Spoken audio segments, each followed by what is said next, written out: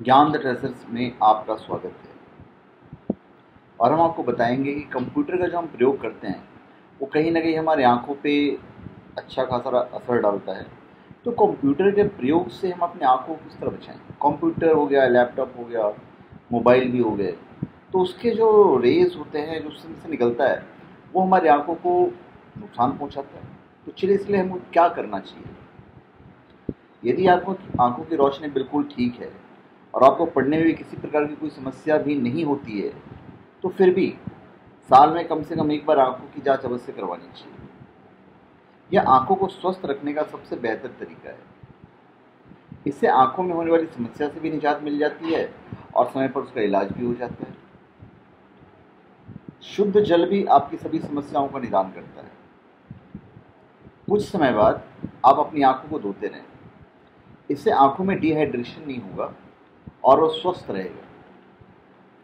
जब आप काम खत्म कर लें तो आप आंखों पर पानी के छींटे जरूर मारें। आप अपनी दोनों हथेलियों को आपस में रगड़ें, इस तरह। और जब हथेलियां गर्म हो जाए तो उन्हें हल्के से आंखों के ऊपर रख लें।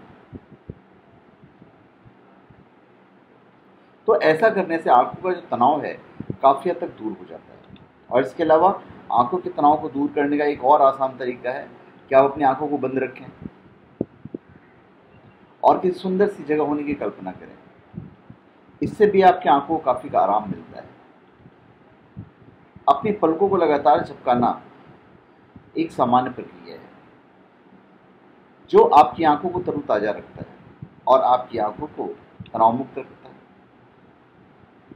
कंप्यूटर का इस्तेमाल करने वाले लोग अपनी आंखों की पलकों को कम झपकाते हैं और ऐसे लोगों को हर सेकंड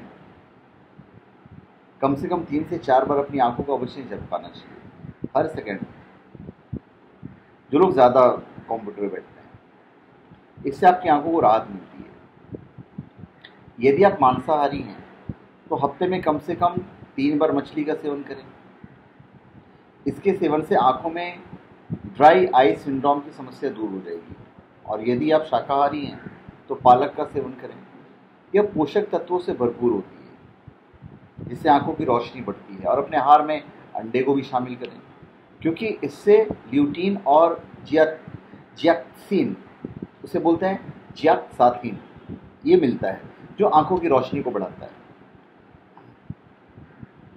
अगर आप कंप्यूटर और मोबाइल का इस्तेमाल ज़्यादा करते हैं तो फिर उसकी ब्राइटनेस को कम रखें।